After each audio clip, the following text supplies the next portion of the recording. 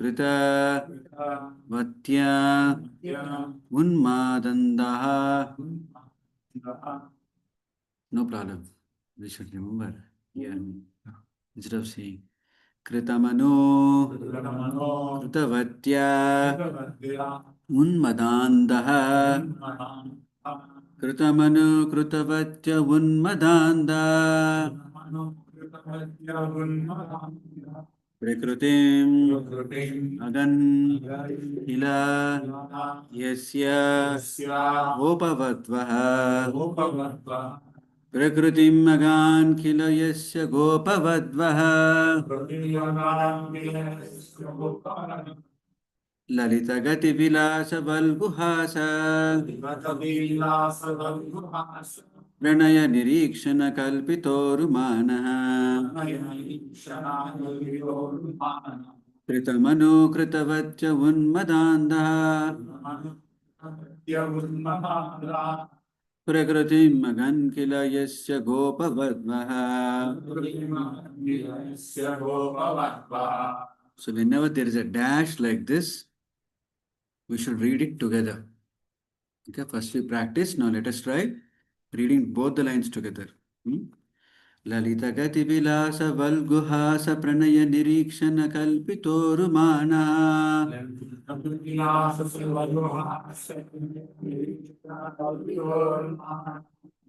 Lalita gati vilasa valguhasa pranaya nirikshana kalpitorumana.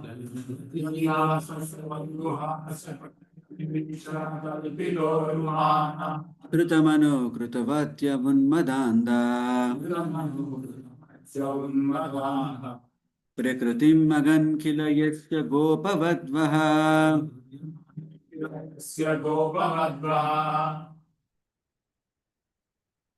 Lalita gati vilasa valguhasa pranaya nirikshana kalpiturumanaha. Lalita gati vilasa valguhasa pranaya nirikshana kalpitorumana. Kritamano kritavatya unmadandaha. Kritamano kritavatya unmadanda. Kritam magan kila yasya gopavadvaha. Prakritim agan kila yasya gopavadvaha.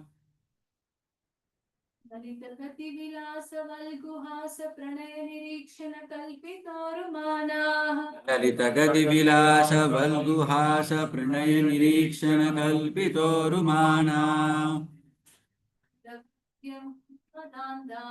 Kritamano kritavatya unmadanda. Prakritim agan kila yasya gopavadvaha. Anybody else? Lalita gati vilasa valguhasa pranaya nirikshana kalpitorumanaha. Lalita gati vilasa valguhasa pranaya nirikshana kalpitorumana. Kritamano kritavatya unmadandaha. Kritamano kritavatya unmadanda. Kritimagan kila yasya gopavadvaha. Prakritim agan kila yasya gopavadvaha. Lalita, attractive. Gati, movements. Vilasa, fascinating acts. Valguhasa, sweet smiling. Pranaya, loving. Nirikshana, looking on. Kalpita, mentality. Gurumanaha, highly glorified. Kritamanukritta vatyaha, in the act of copying the movements. Unmadanda, gone mad in ecstasy. Prakritim, characteristics. Agan, underwent. Kila, certainly. Yasya, whose. Gopavadvaha, the cowherd damsels. Translation and purport by Stephen Gray. Sabai Charanarvinda Bhakti Vedanta Swami Srila Prabhupada ki jai. Let my mind be fixed upon Lord Shri Krishna, whose motions and smiles of love attracted the damsels of Rajadama, the gopis. The damsels imitated the characteristic movements of the Lord after his disappearance from the rasa dance. Kindly repeat the translation. Let my mind be fixed Let my mind be fixed upon Lord Sri Krishna, upon Lord Sri Krishna, whose motions whose and smiles of love smiles of love attracted the damsels of Rajadama, the gopis. the gopis. The damsels The damsels imitated the characteristic movements imitated the characteristics of the Lord of the Lord after his disappearance from the rasa dance. after his disappearance from the rasa dance. Purport by Srila Prabhupada.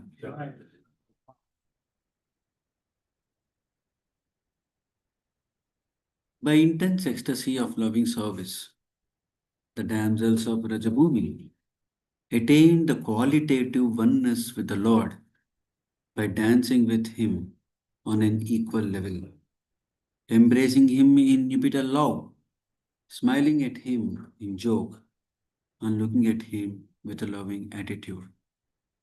The relation of the Lord with Arjuna is undoubtedly praiseworthy by devotees like Bhīṣmadeva. But the relation of the gopis with the Lord is still more praiseworthy. Jai Shri Shri Radha Krishna Chandra ki, Shri Shri Jagannath Baldev Sutra ki, Shri Radha ki. But the relation of the gopis with the Lord is still more praiseworthy because of their still more purified loving service. By the grace of the Lord, Arjuna was fortunate enough to have the fraternal service of the Lord as chariot driver, but the Lord did not award Arjuna with equal strength. The gopis, however, practically became one with the Lord by attainment of equal footing with the Lord. Bhishma's aspiration to remember the gopis is to pray to have their mercy also at the last stage of his life. The Lord is satisfied more when his pure devotees are glorified, and therefore Bhīṣmadeva has not only glorified the acts of Arjuna, his immediate object of attraction, but also he has remembered the gopis who were endowed with unrivaled opportunities by rendering loving service to the Lord. The gopis' equality with the Lord should never be misunderstood to be like the Sayujya, liberation of the impersonalist. The equality is one of the perfect ecstasy where the differential conception is completely eradicated. For the interests of the lover and the beloved become identical. This is Bhakti-vedanta. Om Jnantimirandasya Jnananjana Chakshurmiritam Yena Tasmai Shri Gurave Namaha. Nama Om Vishnupadaya Krishna Preshnaya Bhutale Srimate Bhaktivedanta Swami Nityanamini Namaste Saraswati Devi Gauravani Pracharine Nirvijesha Shunyavadi Paschati Deshnarine Jai Shri Krishna Chaitanya Prabhu Nityananda Shri Advaita Gadadara Shri Vasadi Gauravaktaranda Hare Krishna Krishna Krishna Hare Hare Hare Rama Rama Rama Hare Hare.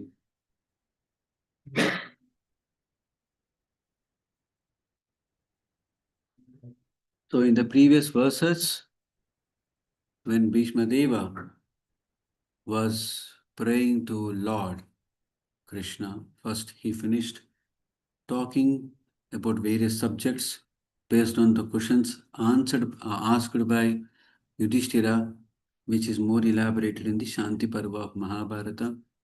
Later on, when that a time has come where Bhīṣmadeva have decided to leave this world, he started focusing on his beloved Lord Sri Krishna, who is in front of him. In the last two verses, we have seen about how Bhīṣmadeva was focusing on the particular form of Lord who is the Parthasarathi, okay, who took up the wheel and running towards Bhīṣmadeva. Arjuna was trying to hold Krishna, And such beautiful scene, now Bhīṣmadeva is focusing. Now having now focused like that on the beautiful Parthasarathi form of Krishna Arjuna. So now Bhīṣmadeva now is glorifying the wonderful position of the gopis. The gopis, their love is considered to be the highest form of love, right? Because they have practically achieved the qualitative oneness with the Lord by dancing with Him on an equal level. Hmm? So there are two onenesses, right? One is quantitative oneness, another is the qualitative oneness. Quantitative oneness is impossible. Qualitative oneness is feasible. Okay?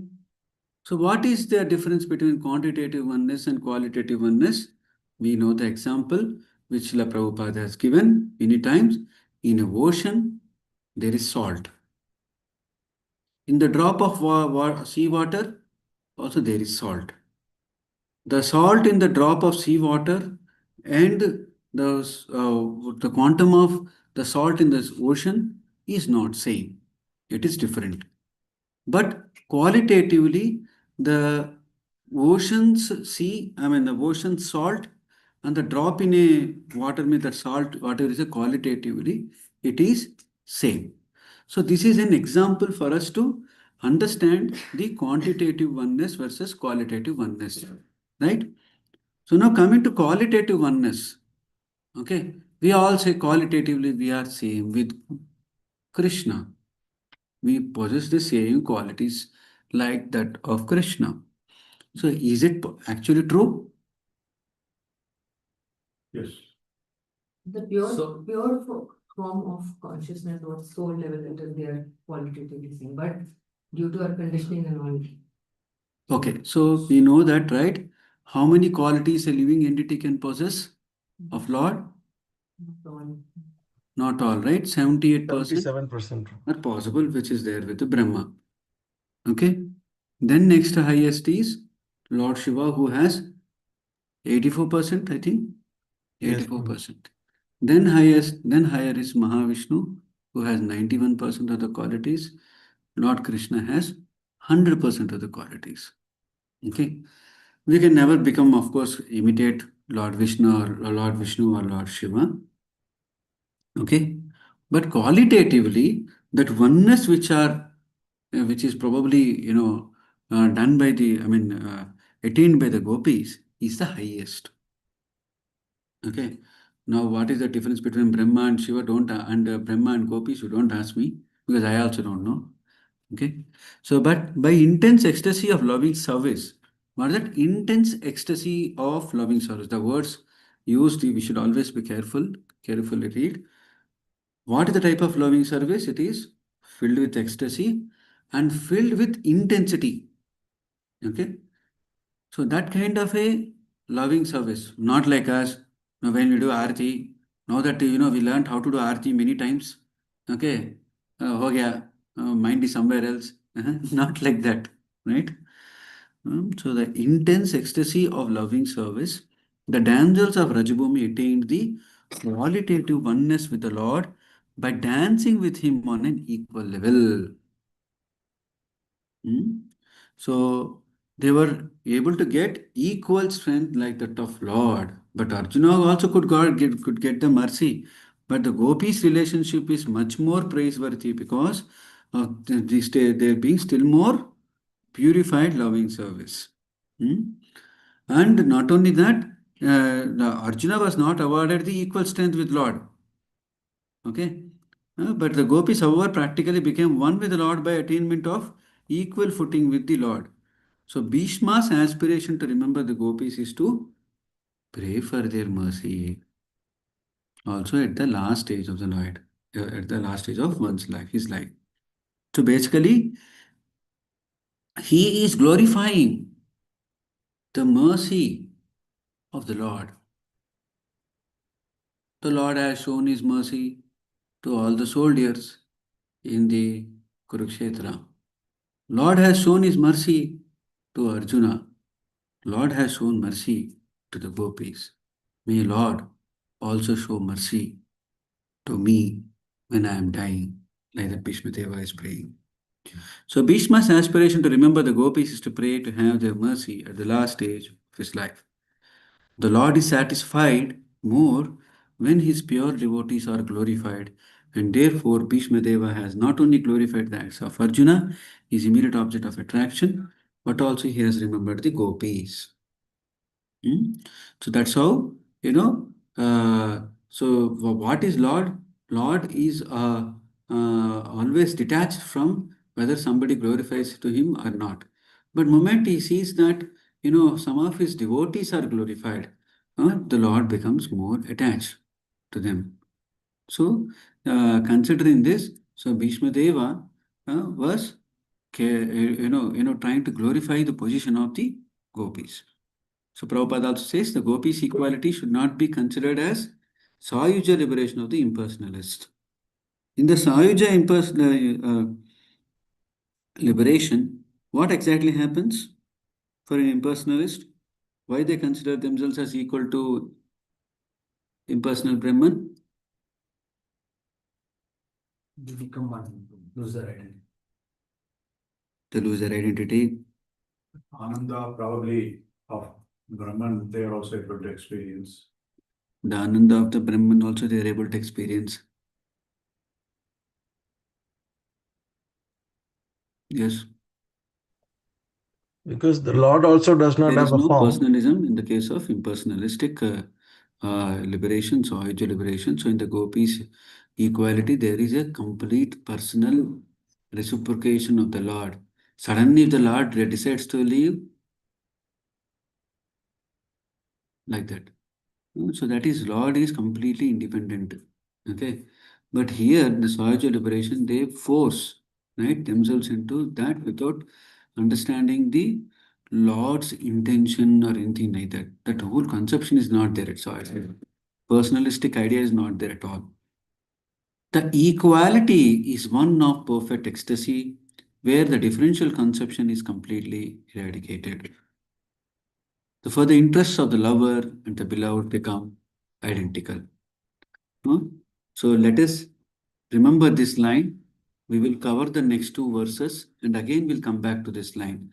The equality is one of perfect ecstasy where the differential conception is completely eradicated. For the interests of the lover and the beloved become identical. Huh? Just reflect on this last sentence and how do I apply it in my life practically. This last sentence, we will come back to this sentence again after reading the next two verses. I'll read it myself. Mundiganarupavarya Shankuleyantaha Sadasi Yudhishthira Rajasuya Esham Arhanam Upapeda Ikshaniyo Mama Drishi Gochara Esha Avir Atma. At the Rajasuya Yagna sacrifice performed by Maharaj Yudhishthira, there was the greatest assembly of all the elite men of the world, the royal and learned orders. And in that great assembly, Lord Sri Krishna was worshipped by one and all as the most exalted personality of Godhead. This happened during my presence, and I remember that incident in order to keep my mind upon the Lord. So here, you see here, the word Rajasuya has been differently translated in the word-to-word meaning and also in the translation. In the word-to-word meaning, Prabhupada gives as a royal performance of sacrifice.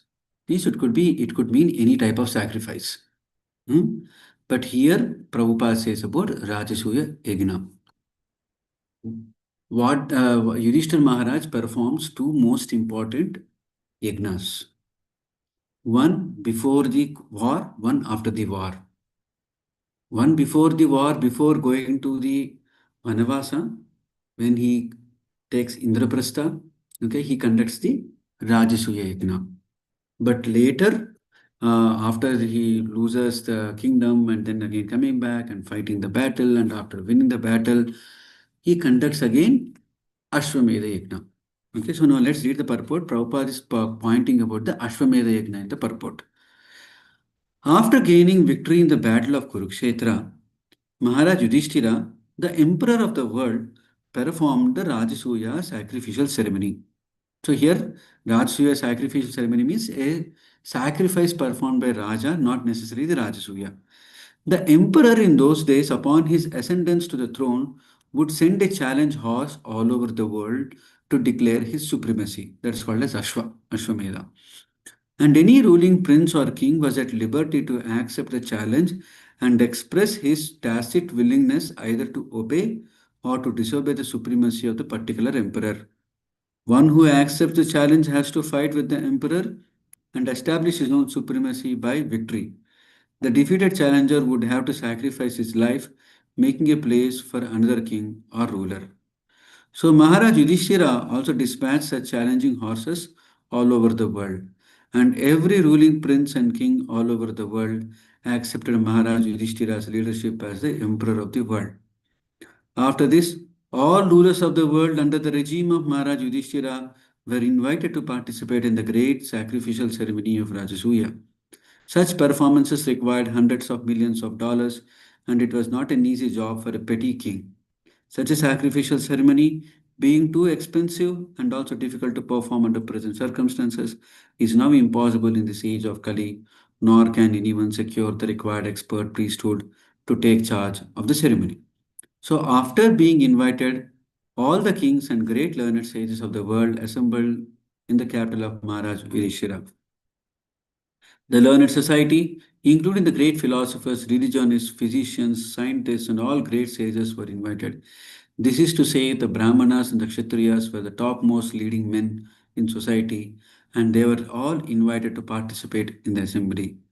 The Vaishyas and Shudras were unimportant elements in society, and they are not mentioned herein. Due to the change of social activities in the modern age, the importance of men has also changed in terms of occupational positions.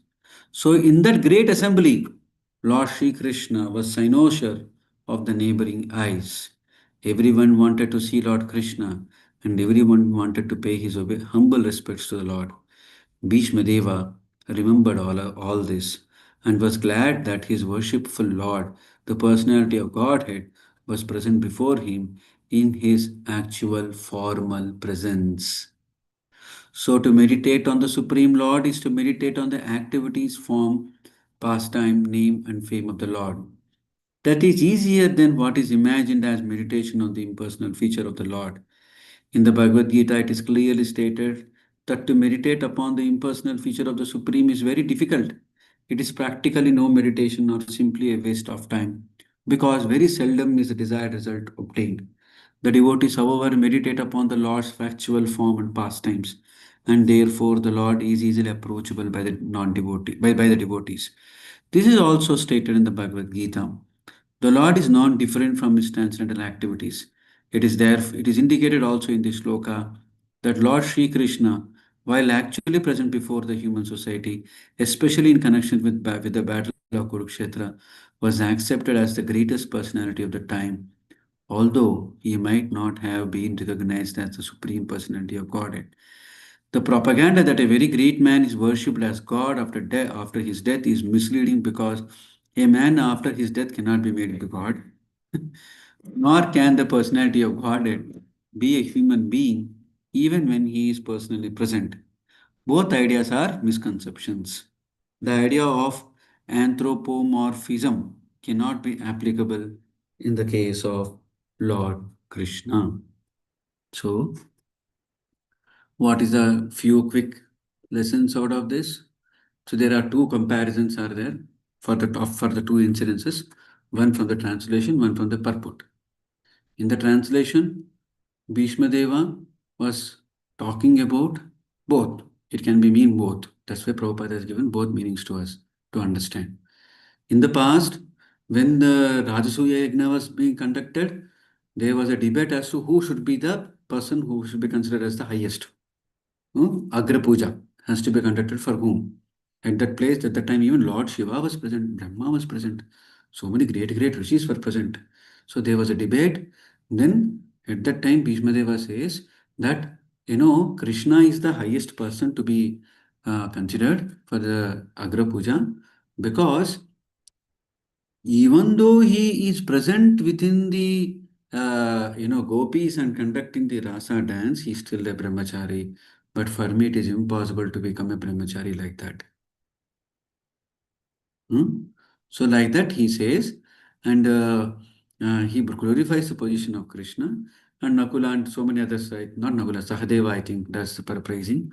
And then later on, all the incidences happen with killing of that Shishupala. That's a different thing. So that is a one aspect of Rajasuya Yajna where one can connect with that previous verse and this verse. And in the purport, which Prabhupada is now talking about the future. Okay, they're about to conduct the Ashwamedha Yajna or whatever. Then Yudhishthira doesn't want to conduct, right? He comes down to Bhīṣmadeva. So now Bhīṣmadeva is saying that in the future it is going to happen, and he's witnessing that. He's happy that now, he started addressing Yudhishthira as my lord, right? He has started addressing Yudhishthira as my lord, and then he is also foreseeing how the great Lord Krishna will be glorified in that great manner.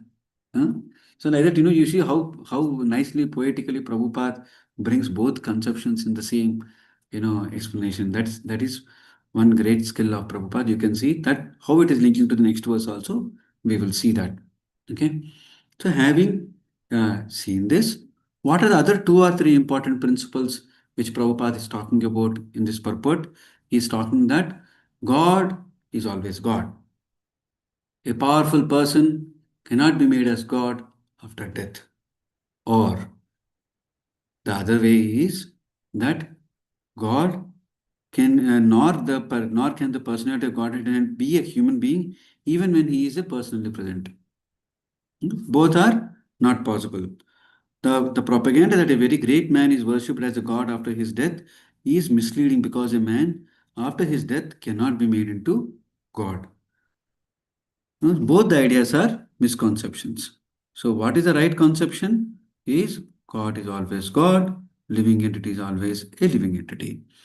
And on the other side, this particular format which Bhīṣmadeva chose at the time of leaving this world, the kind of meditation which he has chosen is something very interesting, easy to perform, and not kleshodikatarastesham avyakta satyasana. It is not having any kleshas. Uh, For in the case of the impersonalists, they have to deal with lot of kleshas. They have to say neti, neti, neti. So many things they have to say. And even at the time of death, they should not get overwhelmed. They should focus exclusively on the impersonal Brahman. It is so difficult. But whereas the form of worship which Bhishmadeva has accepted is very easy to perform. It is very lovingly to easy to perform. Nicely we can meditate. He is our object of our glorification. So that is how uh, uh, the other method is more or less like simply a waste of time, because very seldom is the desired result obtained. But whereas Bahavo Gnana Tapasa Puta Madbhava Magataha, many people have come to his abode, as Krishna himself tells, right? Right immediately after that verse, Janma Karma Chame Divyam, Evam Yo Vedi Tattvataha, Tyaktva Deham Punarjanma, Neti Mameti Sovarjuna. What is the next verse? Vitaraga Bhaya Krodha, Manmaya Mamapashataha, Bahavo Gnana Tapasa, Puta Madbhava Magataha. Don't get worried. Many people have come in this way just by understanding the Janma Karma Chame Divyam. The understanding the great pastimes of the Lord, many people had attained the perfection in this way. Next verse. Tamimam mahammajam sharirabhajam hridi rishtitam atmakalpitana pratidrisham iva naikadharkam ekam samadhikatosmi viduta beda moha. Now I can meditate upon that one Lord Shri Krishna, now present before me with full concentration, because now I have transcended the misconceptions of duality in regard to his presence in everyone's heart, even in the hearts of the mental speculators. He is in everyone's heart. The sun may be perceived differently, but the sun is one. Let's repeat the translation. Now Now, I can meditate upon that one Lord Sri Krishna, meditate upon that one Lord Sri Krishna, now present before me sent before me with full concentration, with full concentration, because because now I have transcended I transcended the misconceptions of duality misconceptions of reality in regard to his presence regard to his presence in everyone's heart, one's heart, even in the hearts of the mental speculators. even in the hearts of the mental speculators. He is in everyone's heart. He is in everyone's heart. The sun may be perceived differently, The sun may be perceived differently, but the sun is one. but the sun is one. Purport by Srila Prabhupada. Yeah. Srila Prabhupada's large purport, but we'll read it. Lord Shri Krishna is the one absolute supreme personality of Godhead, but he has expanded himself into his multi-plenary portions by his inconceivable energy. The conception of duality is due to ignorance of his inconceivable energy. In the Bhagavad Gita, the Lord says that only the foolish take him to be a mere human being. Such foolish men are not aware of his inconceivable energies. By his inconceivable energy, he is present in everyone's heart, as the sun is present before everyone all over the world. The Paramatma feature of the Lord is an expansion of his plenary portions. He expands himself as Paramatma in everyone's heart by his inconceivable energy, and he also expands himself as the glowing effulgence of Brahmajyoti by expansion of his personal glow. It is stated in the Brahma Samhita that the Brahmajyoti is his personal glow. Therefore, there is no difference between him and his personal glow, Brahmajyoti, or his plenary portions as Paramatma. Less intelligent persons who are not aware of this fact consider Brahmajyoti and Paramatma to be different from Sri Krishna. This misconception of duality is completely removed from the mind of Bhīṣmadeva, and he is now satisfied that it is Lord Sri Krishna only who is all in everything. This enlightenment is attained by the great Mahatmas or devotees, as it is stated in the Bhagavad Gita 7.19. What is 7.19? Bahunam janmanam ante gnanavam va prapatyante vasudevam sarvameti samahatma sudurlabha. That Vasudeva is all in everything, and there is no existence of anything without Vasudeva. Vasudeva, or Lord Sri Krishna, is the original Supreme Person, as now confirmed by a Mahajana, and therefore both the neophytes and the pure devotees must try to follow in his footsteps. So, whose footsteps? Bhīṣmadeva's footsteps. A neophyte or a pure devotee should follow in the footsteps of Bhīṣmadeva. That is the way of the devotional line. That is the way of devotional line. The worshipable object of Bhīṣmadeva is Lord Sri Krishna as Partha Sarthi, and that of the gopis is the same Krishna in Vrindavan as the most attractive Shyama Sundara. Sometimes less intelligent scholars may make a mistake and think that the Krishna of Vrindavan and that of Battle of Kurukshetra are different personalities. But for Bhīṣmadeva, this misconception is completely removed. Even the impersonalist object of destination is Krishna as impersonal Jyoti, and the yogi's destination of Paramatma is also Krishna. Krishna is both Brahma Jyoti and localized Paramatma, but in Brahma Jyoti or Paramatma, there is no Krishna or sweet relations with Krishna. In his personal feature, Krishna is both Pathasarthi and Shyamsundara of Vrindavan. But in his impersonal feature, he is neither in the Brahmajyoti nor in the Paramatma. Great Mahatmas like Bhīṣmadeva realize all these different features of Lord Sri Krishna, and therefore they worship Lord Krishna, knowing him as the origin of all features. So Bhīṣmadeva, how did he worship Lord? And by the way, this is the last words of Bhīṣmadeva, and after which he left his body. These are the last words of Bhīṣmadeva.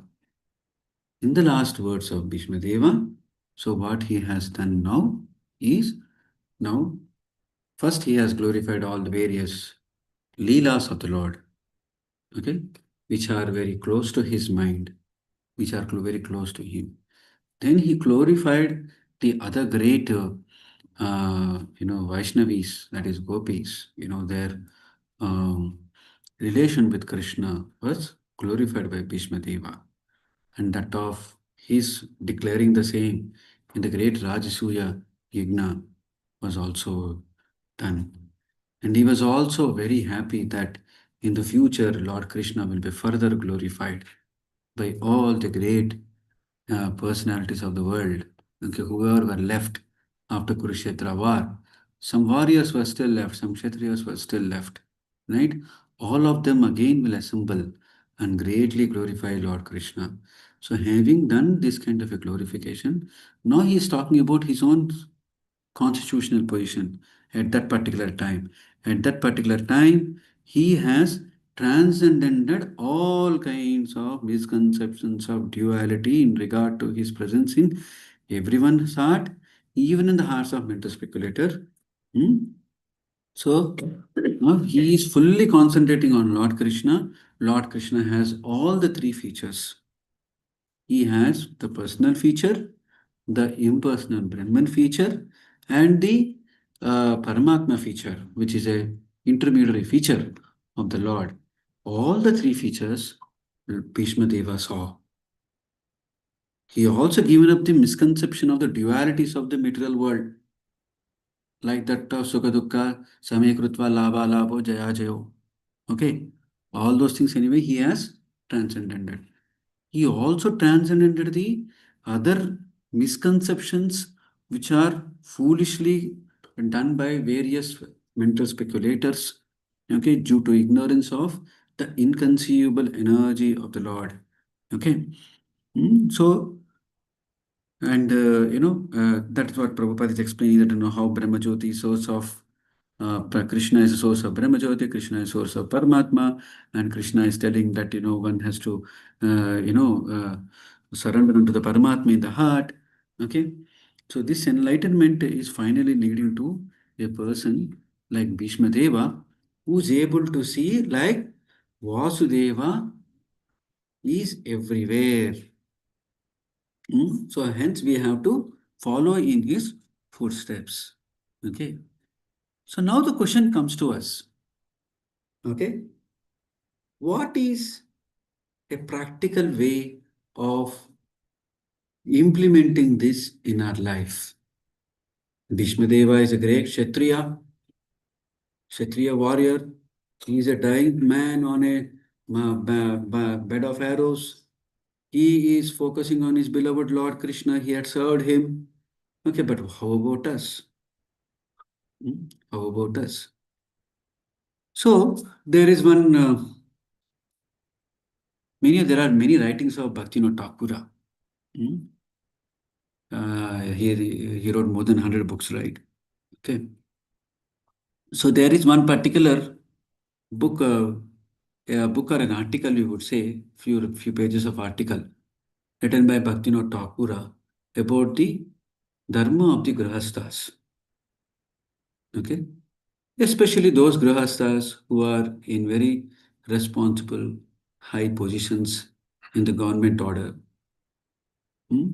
How they should behave and work like that. He links how Chaitanya Mahaprabhu instructs um, not Subhidra, Ramananda Raya's brother. Who is Ramananda Raya's brother? I'm forgetting. I mean, anyway, forgot his name. Who was to be killed by Pratap Rudra's son, but later will be saved. Uh, and then Chaitanya Mahaprabhu instructs as to how a government servant should. Yes, Sri Baba, this is Jagannath Baldev Subhadra Megha, Jai God Thank you. So Chaitanya Mahaprabhu instructs how a government servant, a grihastha should live. So based on those principles, Bhaktivinoda Thakur further writes on that. And then later on, we also have many beautiful songs. Okay. So I wanted to focus on this particular line in the verse 40. That, what is that? Where are we? Where are we? Here. The equality is one of perfect ecstasy, where the differential conception is completely eradicated. For the interests of the lover and the beloved become identical. How do we do that? In the Sharanagati song book, I hope I can immediately open this. Yeah. Okay. So Bhaktivinoda Thakur has written this song, Amar Bolite Prabhu. The official name of the song is Atma Nivedana Song 5. In the Sharanagati book, there are 80 songs are there. Okay.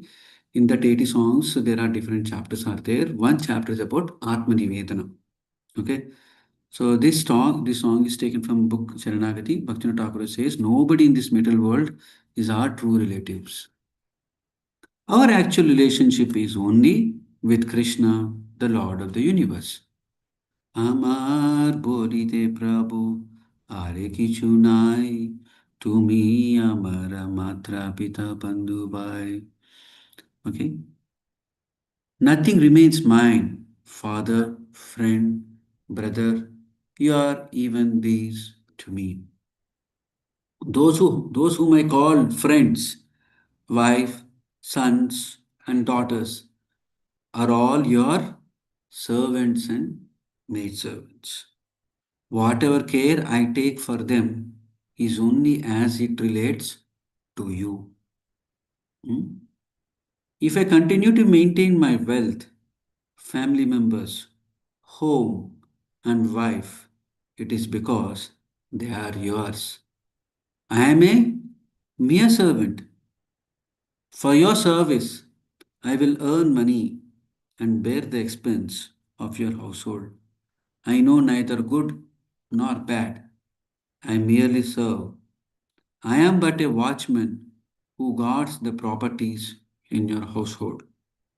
The exercising of my senses, hearing, seeing, smelling, tasting, touching, is done according to your desire.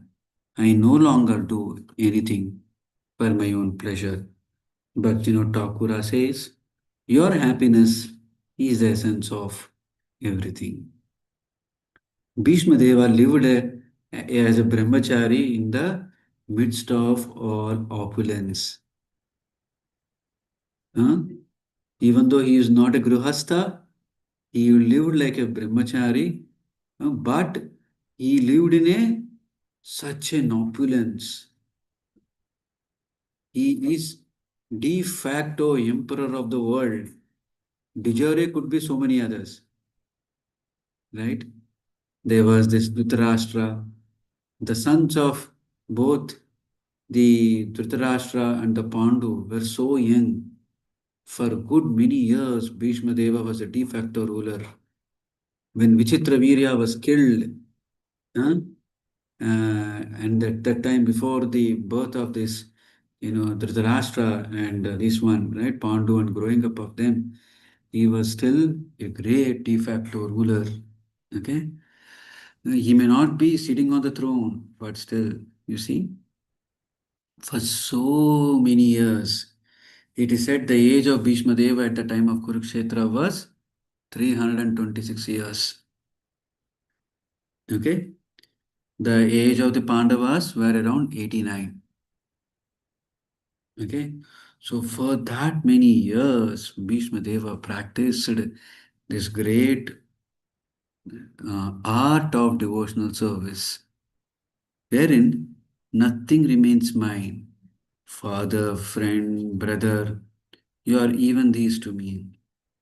Whoever are the persons who are dependent on me, they may be my friends, wives, sons, daughters, they're all your servants and maid servants.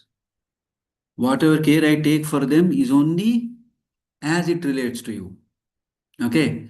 If a person, a relative, is in great need, you have to see how that person can greatly serve the Lord and see how you can engage that person's surrender to you, to surrender to Krishna.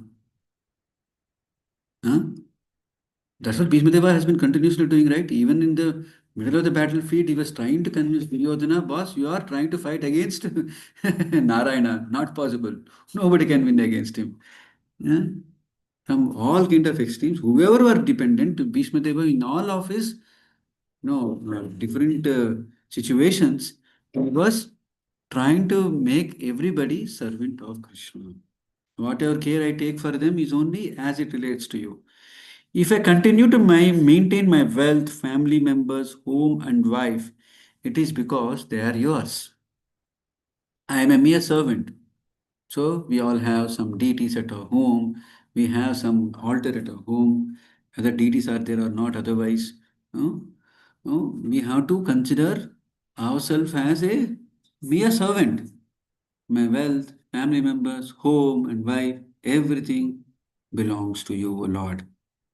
Now, if we extend it, say if there are grihasthas who are very near to a temple, Prabhupada discouraged them to have deities, but they should have direct relationship with the deities in the temple. Okay.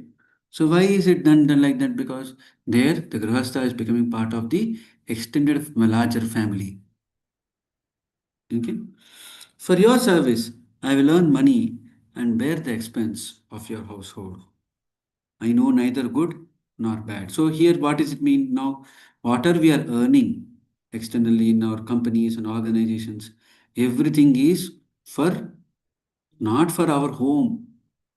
Okay, we have to be very careful every time when a son is coming and asking, a daughter is coming and asking, or a father is coming and asking, some relative is coming and asking. You have to continuously make an effort to see how that particular relationship is aligned with your overall purpose of remembering Krishna at the time of death. That should be our whole and soul motive. For your service only I'll earn money and bear the expense of your household. So now moment we have this kind of an understanding, all the assets and liabilities are no longer of ours. I have so many lands or I have so many loans. They're not mine. That anxiety is that of Krishna. Okay. Sometimes we see, Madhu Pandit Prabhu, Appa, he takes so big risks. Okay. Because I know as a finance person, huh? Asset is not there, he'll take so much liabilities. I've seen that, all the so many years, in the last so many years, 15, 20 years. He's a very big risk taker. Hmm? We all have seen, heard, right, in the frankly speaking, in the Raspara and conversations, right? How he has bid for the Vaikuntha Hill and all of those things. Those are all sample, iceberg, tip of the iceberg. We see that, so many more things, So that is that much risk-taking capacity a devotee will get moment he sees that everything is in this connection with the Lord. Okay? So all the abilities which a grihastha person, does for his own aggrandizement.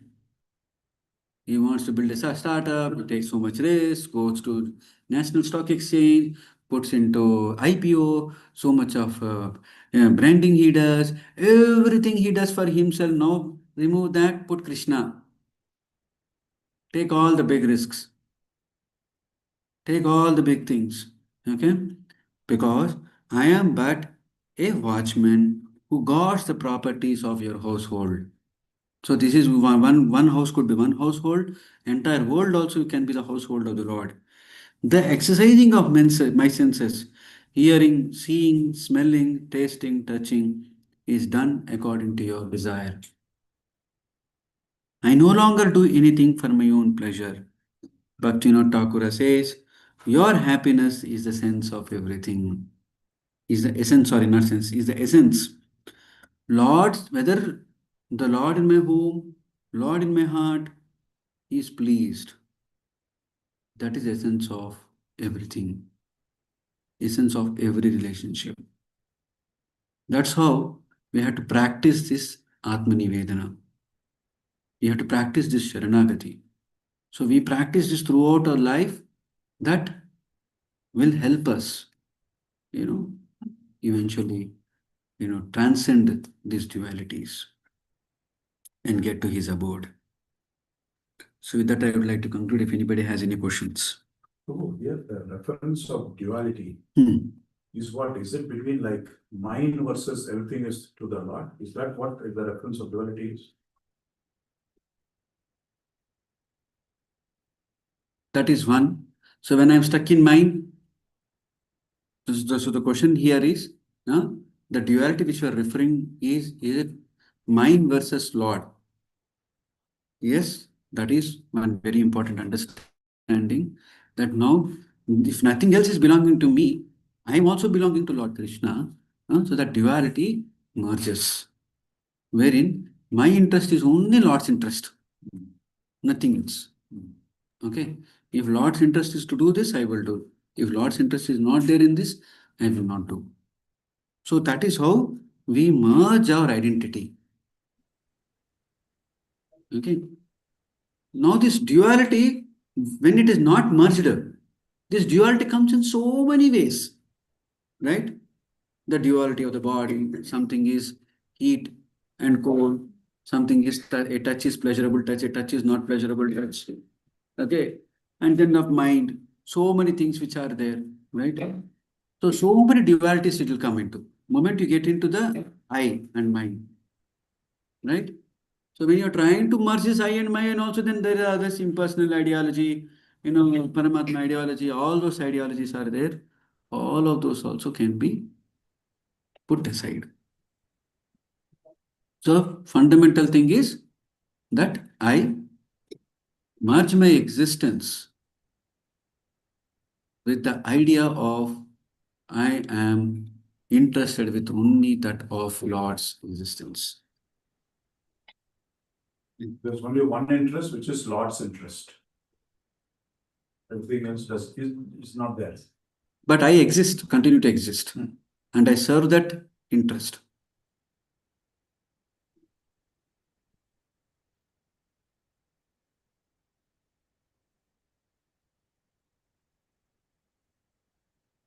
There's 80 poems to Thakur. That's which book? Sharanagati. Sharanagati. Number 5. In the Sharanagati, there are multiple chapters are there. First one is the introduction. Second one is the Atmanivedana comes in the third chapter, I think. Let me just open correctly. I'll refer. Do you have an audio of the song? All of them audios are there. Some are sung by Prabhupada, some are sung by other senior Vaishnavas. In the writings of past Acharya, Srila Bhakti Sachidananda Bhakti no Thakura, Sharanagati book. So Bhakti no Thakura, Sharanagati, Atmanivedana, first principle is Dainya, Atmanivedana. Yeah, third chapter, correct. First chapter is the introduction, second chapter is the first principle, next is second principle is Atmanivedana. In this only that so many nice songs are there. That Manasa Geho Jeho Gojo Kicho Arpiruto Pade Nanda Kishore. You see, this also comes in. This is the third song. What I refer today is the fifth song. Amar Bolite Prabhu Ar Kichu Nai. The Sharanagati songs are also very beautiful songs. We should try to reflect. Long back, maybe some 8 or 10 years back, I ran a series on this. We will see if we are able to get some time to do that. Was there database also? These are in the database, not the online database website. I'm not sure. We have to check. Prabhupada books. I'm not aware. Songbook should have. Songbooks are there. The online is all available. These are all available. You have to just search. That's all.